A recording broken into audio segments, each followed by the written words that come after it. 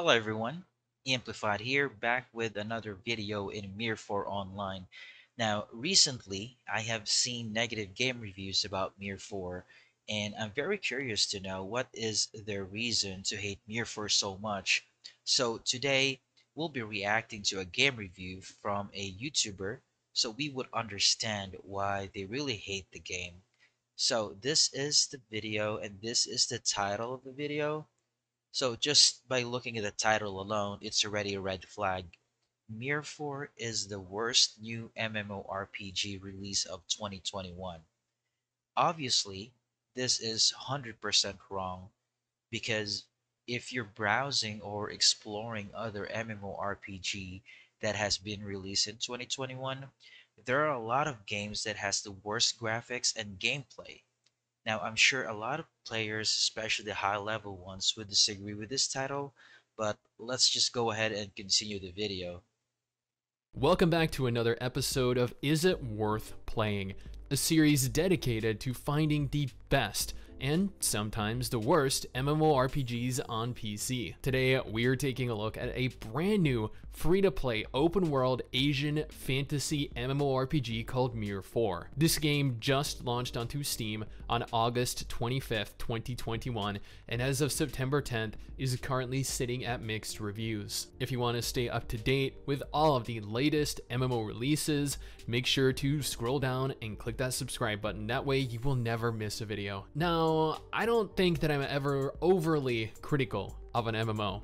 For the most part, I can enjoy action combat. I can enjoy tab target combat. Heck, I can find enjoyment in the combat styles that force you to click on the ground to move and then to click on an enemy. Systems that don't even allow tab cycling. I like anime MMOs. I like fully 3D MMOs, 2D MMOs, Eastern aesthetics, Western aesthetics, but I guess I want to preface this entire thing by stating that everything you see in this video is actually being recorded while I am writing the script for the video up. Yes, I am not even kidding. I am tabbed out of the game, writing this up while the game is fully auto-playing for me. Now, he was talking about the autoplay feature. Is this really a big deal in an MMORPG? Let me know in the comments, guys. Tab back into the game occasionally to cycle through the quest text and to complete the quests and accept new ones. That is the extent to which I have played the game thus far. So yes, if that statement did not make it obvious enough, MIR4 is completely autoplay. The game features a large open world, but at the same time, while the world is definitely open, there is absolutely nothing to do within it. There is no real reason to run around, to explore it. There's no reason to engage any of. Another false statement. Clearly, this guy is just reviewing the game based on the early stage of it.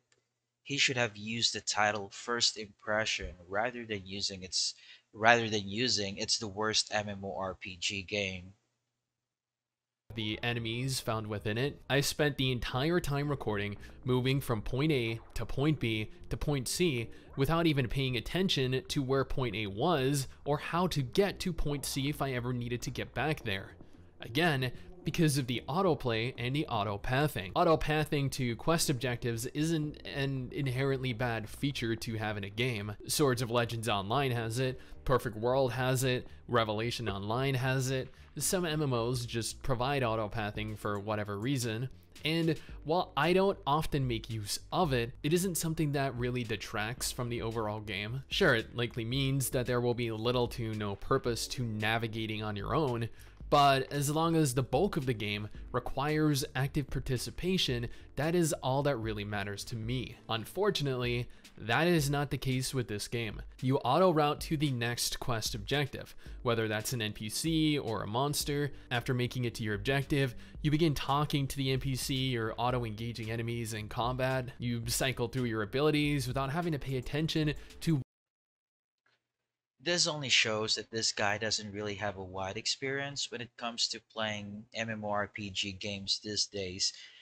because there are a lot of games that has auto features, especially MMORPG. I know that there are people that would choose to play a very interactive game, but not all people have the same taste when it comes to games. Not all people can play games 24/7.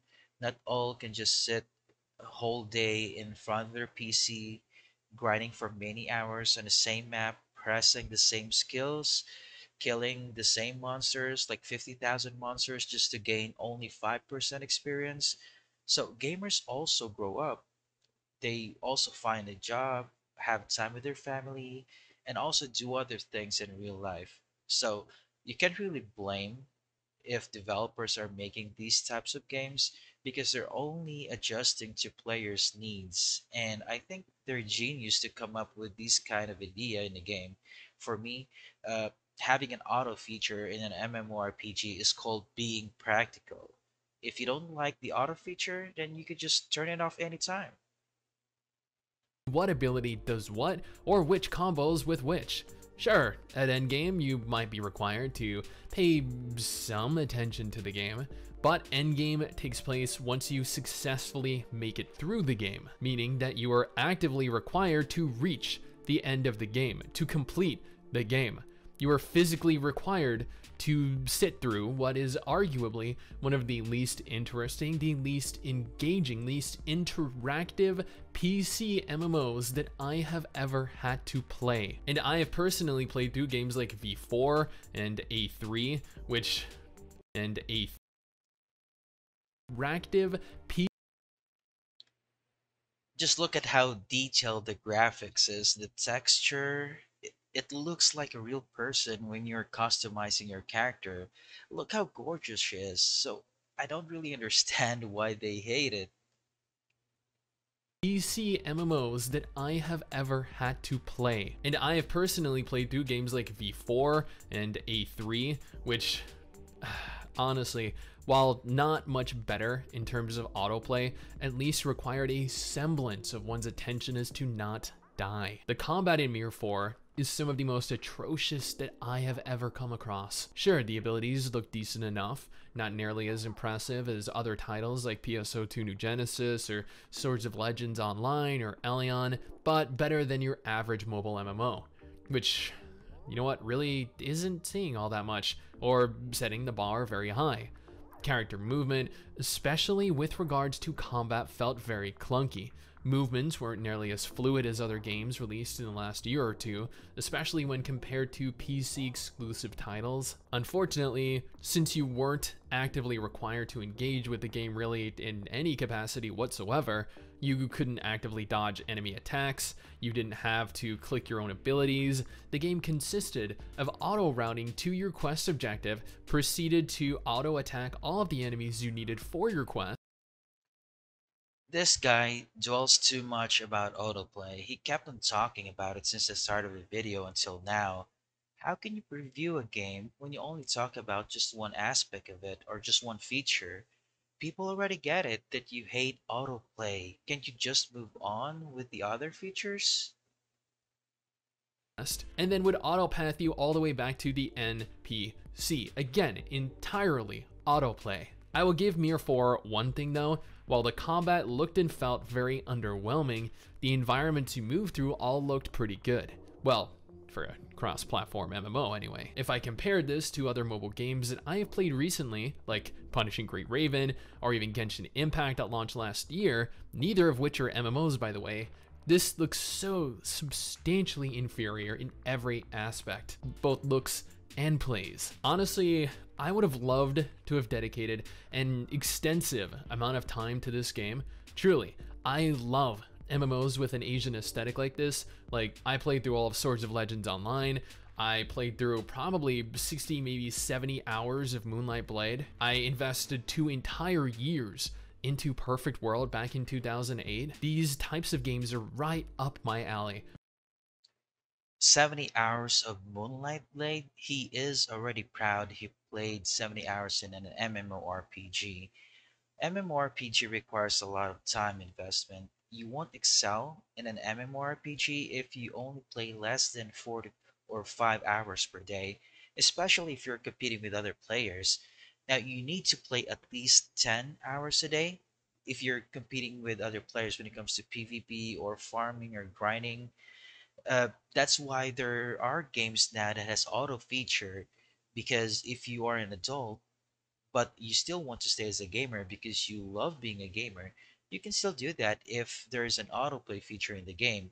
This is also one of the reasons why mobile games already dominated PC games for many years now, because those games before are now adults. They don't have the time anymore to stay in front of their PCs for more than 5 hours just to play the game. But after playing through approximately 2 hours of the game, I just couldn't bring myself to carry on any further. And I know what you guys are thinking, but Sticks, you only invested 2 hours into the game. And yeah, I really did, because the entire game, up until that point, was playing the game for me. And You see, he admitted it that he only invested 2 hours of this for this game, and then he already concluded that this is the worst MMORPG in 2021. It's like you're saying that if you have been with a stranger for 2 hours, you can already say that he or she is already a good or bad person. when I play a game, or more specifically, when I play a PC or console game, I expect to be able to play it. And that is the exact opposite of what I was given the opportunity to do in MIR4. This game was an absolutely garbage mobile game that was ported on over to PC, even retaining What he's saying is garbage, not the game, by the way.